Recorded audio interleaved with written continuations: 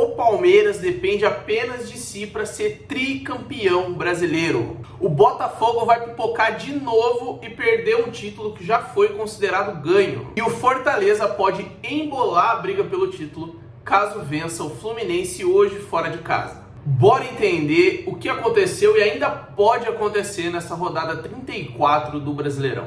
Vem comigo. Palmeiras vence, Botafogo empata com um a mais e o Fortaleza joga hoje. Bom, pessoal, vamos começar a falar aqui do jogo do Palmeiras, que foi até Salvador pegar o Bahia e mostrou novamente porque é esse bicho-papão todo, principalmente quando a gente tem falado aí do Brasileirão nesses últimos anos. Mais um jogo ruim da equipe do Abel Ferreira, mas dessa vez o resultado veio mesmo que na marra. É aquele jogo que o Palmeiras joga feio, mas vence.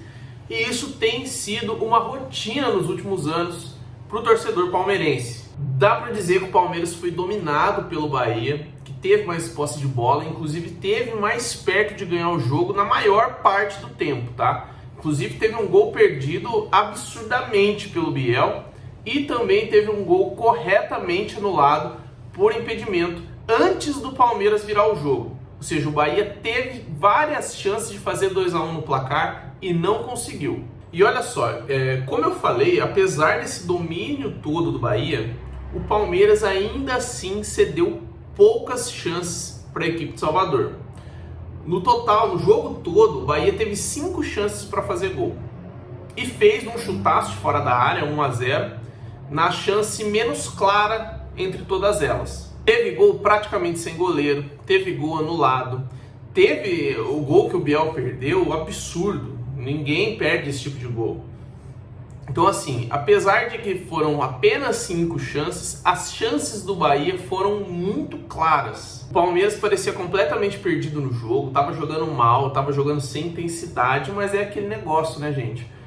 Esse é um retrato do Palmeiras do Abel Ferreira.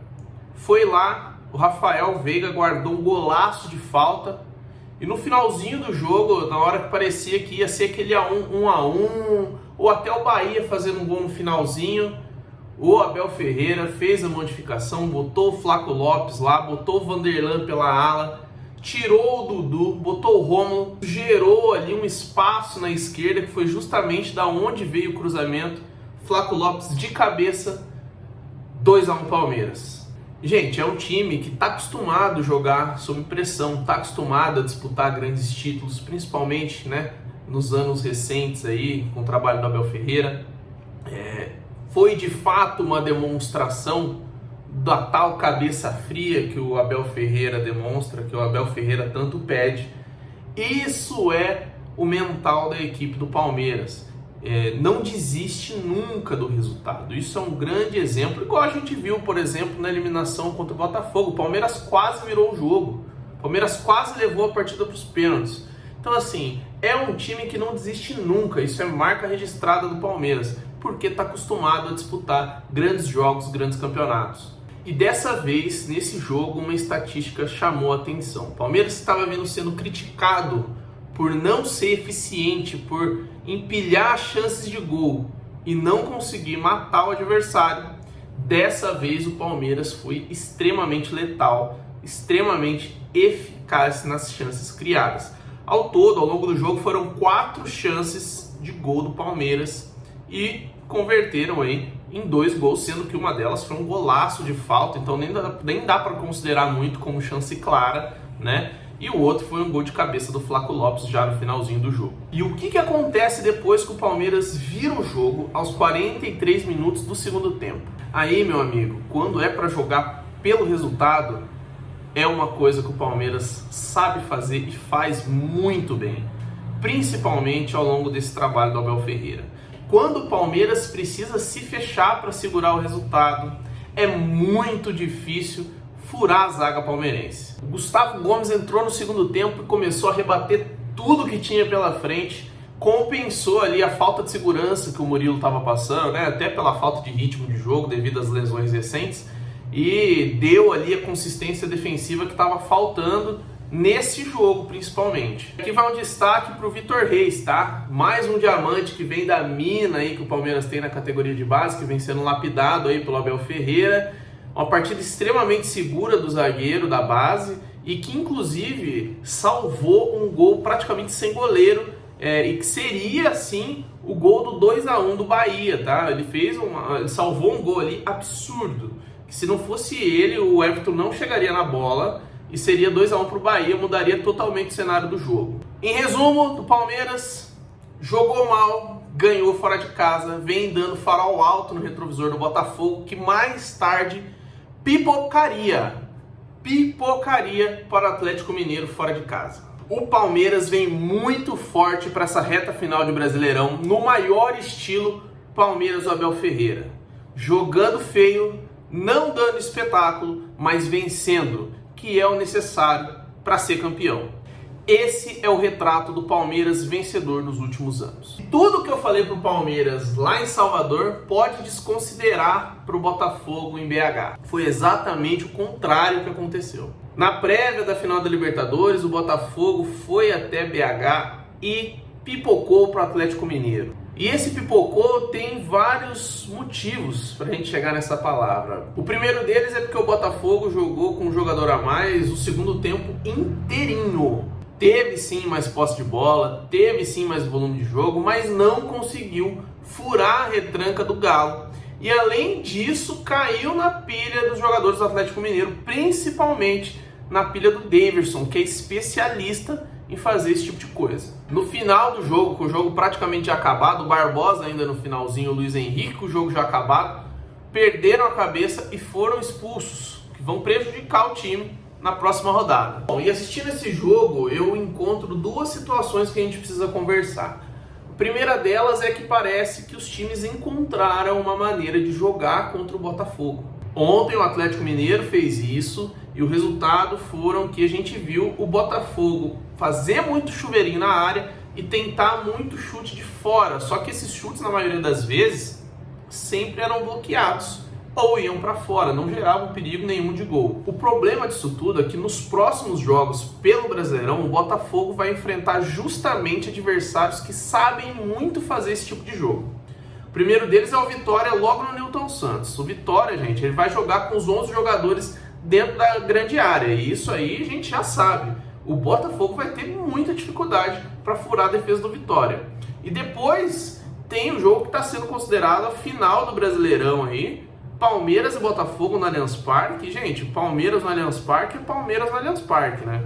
Eu destaco aqui, o Palmeiras, quando precisa, não tem vergonha nenhuma de jogar retrancado, principalmente se fizer 1-0 cedo no placar. Então, já vão esperando que se o Palmeiras fizer 1-0 cedo, e as chances disso acontecer são enormes, porque vai jogar em casa com a torcida pressionando, o Palmeiras vai fazer uma abafa nos primeiros 15 minutos. Se fizer 1-0 cedo, o Palmeiras vai retrancar e aí vai ficar difícil para o Botafogo. Detalhe importantíssimo, esse jogo contra o Palmeiras no Allianz Parque é o jogo que antecede a final da Libertadores. Então o Arthur Jorge vai ter que saber muito bem o que está fazendo para não perder jogadores importantes para a final da Libertadores. Então ele vai ter que saber fazer esse planejamento, gestão aí de energia, até onde deve pôr o pé. Eu acredito que ele vai botar o time inteiro, o time completo para jogar contra o Palmeiras. Ele não vai botar time misto, até porque está assim vivíssimo nas duas competições.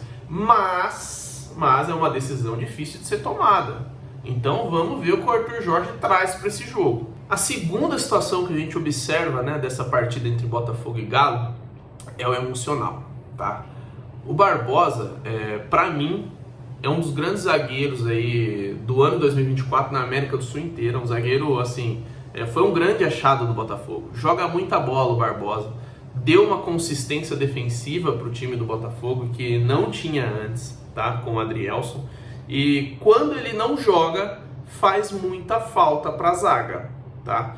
O Barbosa, para mim, é o melhor zagueiro da competição, do Brasileirão e da Libertadores. E quando ele não joga, a zaga do Botafogo tem dificuldade. A gente pôde ver isso, principalmente na semifinal contra o Peñarol, que enquanto ele não estava jogando, o Botafogo estava tomando um sufoco danado, e quando o Barbosa entrou, foi aí que a situação ficou tranquila para o Botafogo. Ele começou a rebater as bolas, tem uma imposição física muito alta, muito forte, ele é um zagueiro alto, Ele é um zagueiro que tem uma ótima leitura de jogo, de posicionamento. Então, assim, ele dá essa segurança, né? A gente viu ali que só um dos zagueiros titulares não estava dando conta, né? E aí, quando o Barbosa entrou, resolveu a parada. A questão é que tanto o Barbosa quanto o Luiz Henrique, apesar de ser ótimos jogadores, o Luiz Henrique, para mim, ele ainda não é craque, igual disse o Hulk. Não é craque ainda, mas tem tudo para ser. Joga muita bola o Luiz Henrique. Só que ele tem que ter algum parafusinho na cabeça, cara. O jogador que é pilar do time não pode ser expulso por questão de indisciplina. Não pode ser expulso porque perdeu a cabeça. Que isso, cara? Você está disputando um título, você vai desfalcar seu time numa rodada importante, onde o time vai precisar jogar para cima contra o adversário retrancado. O jogador tem que pensar um pouquinho melhor, cara. Como que faz um negócio desse? Isso é sinal que o Botafogo não está preparado mentalmente para disputar grandes títulos. E por quê? Porque não está acostumado, é um processo natural. O Botafogo aí, ele vem de disputa, de brigar por grandes títulos do ano passado, né? Coisa que o Palmeiras vem fazendo desde 2015. A partir de 2015, o Palmeiras começou a figurar entre os candidatos a título. Começou a participar de semifinal de Libertadores, começou, né, ganhou das Libertadores, começou a ser campeão paulista em sequência, ganhou os Brasileirões. Então, assim, desde 2015, o Palmeiras vem com a mentalidade de time que briga para ser campeão em qualquer campeonato. O Botafogo começou isso ano passado, então é normal que aconteça esse tipo de situação. Mas o que não pode acontecer é jogador profissional perder a cabeça depois do jogo. Meu amigo, vai pro vestiário, toma a ducha e vai embora, cara. Então, tudo que o Palmeiras tem, o Botafogo não tem, que é essa força mental. E sim, gente, o mental faz muita diferença em esporte de alto rendimento. Então, pode anotar aí. O Atlético Mineiro já entendeu como o Botafogo joga e sabe muito bem o que deve ser feito na final da Libertadores. Então, gente, é possível que o Botafogo perca os 2 títulos em uma semana, tá? Pode perder para o Palmeiras no Allianz Parque e perder na final da Libertadores para o Atlético Mineiro. E assim, não seria nada impossível disso acontecer, tá? É bem plausível uma situação que pode sim acontecer, até pela pressão que os jogadores vêm sentindo, sem falar, né, que... imagina o que tá passando na cabeça, né? O Textor não gosta de falar isso, mas imagina o que tá passando na cabeça dos jogadores do Botafogo em relação ao que aconteceu ano passado, que foi praticamente idêntica a situação. O Botafogo perdeu o confronto direto contra o Palmeiras e depois disso, só ladeira abaixo. Então, assim, passa na cabeça, cara, passa na cabeça. Vamos aguardar aí os próximos jogos. Passando para o último jogo da rodada, mas não menos importante, não podemos esquecer do Fortaleza. Fortaleza, que é um time muito bem treinado, vem de trabalho de longo prazo com o Vojvoda e vai pegar um Fluminense que não está muito bem das pernas lá no Rio de Janeiro. Gente, se o Fortaleza ganha hoje do Fluminense, fica 1 ponto do Palmeiras e 3 do Botafogo, tá? E lembrando que, de acordo com o cenário aí do Botafogo para os próximos jogos, se, por exemplo, acontecer um empate entre Palmeiras e Botafogo daqui 2 rodadas e o Fortaleza ganhar os 2 próximos jogos, a briga vai ficar por 1 ponto. Então, assim, não dá para descartar o Fortaleza, pelo menos até o jogo de hoje. Se o Fortaleza perder para o Fluminense ou empatar, aí beleza. Agora, se ganhar, tem 3 candidatos ao título, tá? Então, olho no Lion. Pessoal, essa foi a análise da rodada 34. Se você gostou do vídeo, já deixa o seu like. E eu quero saber, né? Deixa aí nos comentários a sua opinião. Quem é que vai ser campeão brasileiro? O Botafogo pipocou de fato contra o Atlético Mineiro ou eu tô falando demais aqui? Deixa aí nos comentários, bora bater esse papo. E se você ainda não me conhece, inscreva-se no meu canal. Nós estamos começando o nosso trabalho aqui. Eu venho trazendo vídeos, vou tentar trazer vídeos toda a rodada, de análise da rodada, tá? Pra gente debater sobre futebol, conversar sobre futebol aqui. Então, se inscreve no canal, ativa a notificação do sininho. Até o próximo vídeo, tamo junto!